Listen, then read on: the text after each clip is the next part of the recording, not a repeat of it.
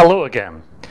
In part 2 of my presentation about slang, I want to develop this theme further by talking about dialect. Dialect is a particular way of speaking in a particular part of the country. And in my previous video presentation, I talked a little bit about Glasgow patter.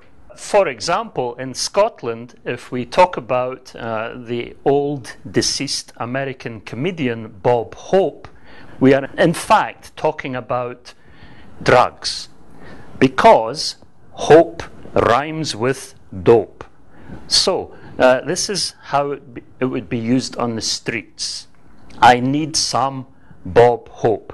I need some Bob Hope, as they would more likely say. This form of rhyming slang is also popular in East London. So, for example, there, if you'll pardon my very bad Cockney accent, trouble and strife would equal wife.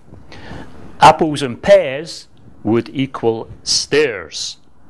But back to my native city, and in fact, terms of musical reference are often used in Glasgow patter or in the slang of the streets. So, for example, if you're banjoed, it doesn't mean that you're playing a musical instrument.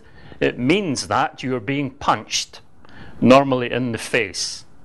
And also, if we speak about brass monkey, we're not referring to a section of an orchestra. We're in fact talking about a junkie, which is someone who takes a lot of drugs.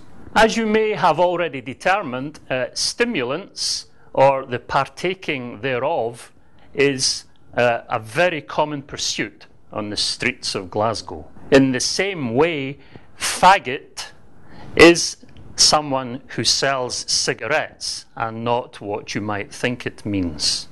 Electric soup is a very cheap form of wine which will put you into the realms of make-believe very quickly.